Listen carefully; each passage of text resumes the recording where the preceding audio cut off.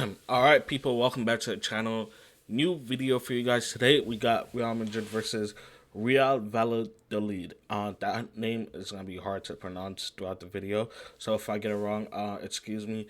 But yeah, today, Real Madrid played a match, of course, and they won 3-0 behind a killing Mbappe hat trick. Very. Let me see. Something real quick. Yeah, so this is actually a good thing to look at because this is kind of how I felt like the game was going. Uh, it felt like Valladolid started off the game pretty well, and then we started having a little bit of the ball, and then we kind of dominated the ball until the halftime, and then they started up a little bit again, and then it was like on and off. But I feel like for the most part we were in control of that game, and there wasn't like a point of time where I was like kind of scared of us. As should I say, a time where I thought we were gonna lose or anything like that. And anyway, great W. This video might be shorter than my normal ones, simply because we won and there's not a lot to talk about. And it was kind of like it wasn't like a really a game that you can analyze very well. It's not a game you can analyze and you're seeing a lot of things uh in a way. If I don't know if that makes sense or not. But yeah, let's get into it. Of course we're gonna start off the game. I guess we should do the man of the match, Kylian Mbappe, of course, a hat trick. The thing that I liked about this hat trick is like after he got his first two goals, which was in the 30th minute, so right before halftime, and then after halftime, like 10 to 15, like 13 minutes or so after halftime, he scored the brace, and then I feel like he was still pushing for the goal, but when he came into the position where when he was in the opponent's box, I saw him still passing and creating chances and doing things like that. So I really love that from him. So man of the match, 89 minutes played, 3 goals, 6 shots in total. You've seen him become more efficient. His passing today was very good. I thought this performance was. I don't want to call him like a Benzema, but I feel like this performance was the closest thing to a Benzema profile that we've had in a long time. And this is like the way that he plays for France. Also, you see him dropping deep into certain positions, picking the ball up and doing his thing, and then laying it off for the 1-2s, and then coming back and running into the box. And I feel like that's the way he plays striker. So it'll be very interesting to see how it continues and stuff like that. Yeah, shot accuracy very well, 60%. And I thought he was coming back into the defense and helping out, which is very good. You see, he has 4 passes into the final third. I thought that he was doing very well with all his touches today. Yeah, I was trying to see if I can see shot chances created. I feel like he created at least one chance, but all right. Yeah, I thought he did his thing today. Very good performance by him. Like I said, I love that when he had the hat, when he was on the brace. Even when he could have been a very selfish player and gone for like a goal, he was still being a good teammate and passing the balls in the right areas, and that's something that we love.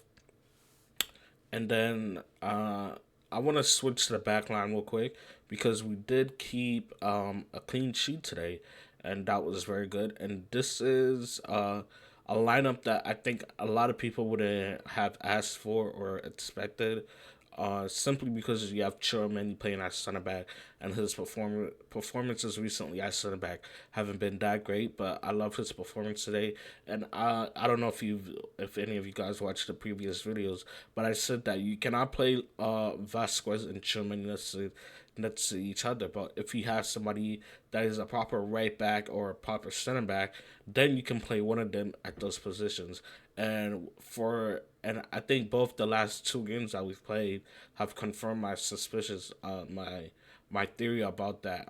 Last game, Asensio played at center back and Lucas Vasquez played at right back, and I thought that he performed well when that happened. Now Truman is performing well when he has an actual right back next to him. Now that did limit the work that Sensei was able to do going forward. But at the end of the day, if we're being solid defensively, I'm fine with that. We have good enough attackers that can create chances. Valverde captain in the side today. A very good game from him. Rudiger, I saw his knee was bandaged up, and that kind of worried me a little bit. But it seemed like he played the game fine. He was doing his regular thing out there. Fran Garcia, good performance by him. Ceballos, of course, another good game from him. As always, he's been undroppable this season, and I think it'll be very hard for Chilmeni or Kamavinga to bench him at this point. And I have a point that I'm gonna make later in the video on about this. But yeah, Rodrigo, of course, another good game by him. Jude, him and the Mbappe connection, just between those three, has been fantastic. Now, I feel like a lot of people are saying, "Oh, Mbappe is doing better because Vinny's not there and this and that." I think we're wrong. I think it's good when there's three of them. When there's three guys, I feel like they perform well. But it's about how do you add that fourth guy in, and adding a fourth guy in is a lot of work.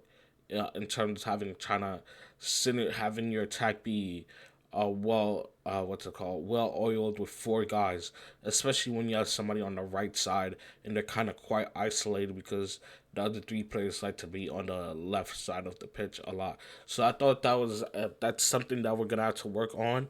At the end of the day, these attacks like the MSN, the BBC, the Ronaldo Tevez and Rooney connection, the Mane Firmino Salah connection, and those attack that have the three-headed guys, those take time. It takes time for those players to gel very well together. So I feel like as the season goes on, they're gonna learn each other's tendencies.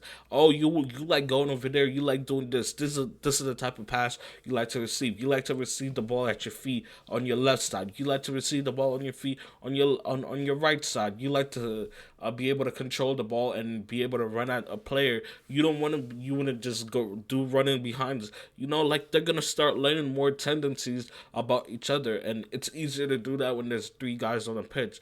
Now, when we add that fourth guy, which is gonna be Vinny, it's gonna be very interesting to see how they all work together. But I feel like we just have to have patience. And I see a lot of the Mbappe fangirls are going on Twitter talking about, oh, nobody passes Mbappe the ball. That is not true. Mbappe gets fed the ball even when he wasn't playing well early on in the season. He was getting fed the ball by Vinny, and that's one thing I will defend Vinny by. He was giving Mbappe the ball in good positions. Mbappe was just shooting straight at the goalkeeper or at defenders. But now he has the confidence, he's finishing nice, and I hope that the whole fan base could stop the stand culture and actually support the team as a whole, because I'm telling you, it's not just you because one player played well and the other necessarily didn't have the best game. That doesn't mean you should go and kill him because maybe he didn't pass in one instance, but in what about the other 20 instances that he does pass? Are you gonna comment on those? Because I'm telling you, Vinny literally was giving this guy the ball plenty of times in dangerous positions, and I didn't hear the fans complaining then. But now he's getting the ball and he's finishing, and that's what we want to see. At the end of the day, the team is playing well. We're 10 points above Barcelona, who's in third place. We're 4 points above Atletico Madrid, who's in second place. So the team is playing well. All right, enough of this stand culture and all this extra nonsense. Now, the last point I wanted to make before I go into player ratings and talk about the manager and the things that he did today and whether I thought he did, things I think that he can improve on, and we'll go on from there. Um, we have a lot of players coming back healthy, so we have this full 11, and then you have who was on the bench. So you have Lucas Vasquez, Jacobo Ramon, what's it called? Ferland Mendy, Andre Lunin, Endrick, Lorenzo, Arder, Luca, David. How many players did I just name? One, two, three, 1, 2, 3, 4, 5, six. Actually, I won't count six. Five, 6, 7, 8, 9, 10. I'm only counting. So we have 10 players that didn't play, that's either injured, suspended, and that should be coming back soon. And they each kind of, and now, so you have 10 plus 11, that's a squad of 22. Now, what's going to start to happen is competition, whether it's in training or when we're actually playing games. Players are going to have to compete for their position on the starting 11. Now you have Chumeni having to play harder, having to prove himself to Carlo why I should start over Dani Ceballos. Not in a toxic way, but in a good way, because they're both going to have to start raising their levels. If Ceballos sees Chumeni is raising his level, he knows that if he doesn't, then he's going to get sent to the bench. It's the same for Rudiger, for Asensio, for whoever else is going to be playing in the back line, Alaba. They know let's say there's 3 spots. Somebody's gonna get left out if they don't play well. Now you have to start raising your level, and it's just bringing the morale up in the squad because the competition is healthy. Now Rodrigo and Vinny, who's gonna be my wingers? Arthur, who's gonna be my winger? They're all competing for those spots. Of course, there's certain players that are always gonna be picked, and there's gonna be they're always gonna have their spot in the start 11. But that doesn't mean that you can get subbed off earlier because Carlo knows that, hey, if this player is struggling, let's say this is the start 11. Let's say he knows that Ceballos is struggling. Hey, I can go to Camavinga, I can go to Luca, I can go to Chilmeni, I can go to Arthur, I can go to whoever, and they'll be able to perform. So Ceballos knows that he has to keep his level at a certain performance. Now everybody is the whole squad is playing better than they normally should. And if you notice something earlier in the season that was pissing me off, it's like everybody acted like they deserved to be in the lineup. They made it already because maybe they've won the Champions League or this and that, and they thought they wouldn't get benched. Now you have competition in your position. Now we're gonna see if you deserve to start or not. Now we're gonna see who can rise above expectations and take that next step. Now we're gonna start to see it, and players that are healthy, they're gonna be able to get healed up and without having worrying to be rushed back. It's gonna be a beautiful sight to see, and that's something I'm very excited for. Uh, I don't know how long Vinny's suspended for, but if he does have one more game, uh, that means instead of Brahim Diaz playing, the only thing I would suggest for Carlo is for him to play Arthur Guler instead, because I think Arthur, his performances when he's come off the bench have been very good, and I liked what I've seen from him. He's creating chances. He's very good at taking corners. He's working hard defensively, and he hasn't.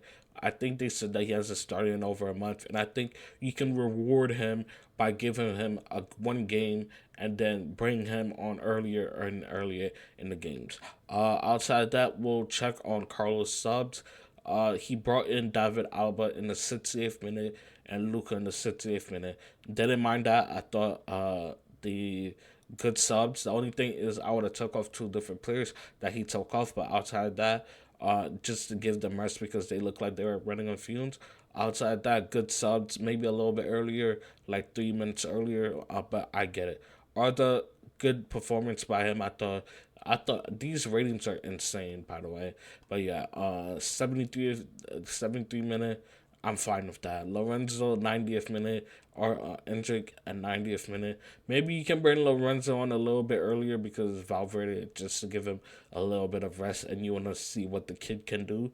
But I'm fine with that. And the only reason Hendrick probably didn't come on at the same time Arda came on is because Mbappe was probably they probably wanted Mbappe to get the hat trick and stuff like that. So Hendrick probably got like only played like 2 to 3 minutes. So outside of that, I'm fine with the way that he used the team. I would like to see him and Jacobo and David Alaba to come on together when they are coming on, just to see what those kids have and stuff like that. But I'm good with the way that he the substitutions that he did made, maybe just bring them on a little bit tad bit earlier. Outside that, I thought the game plan was fine, things like that.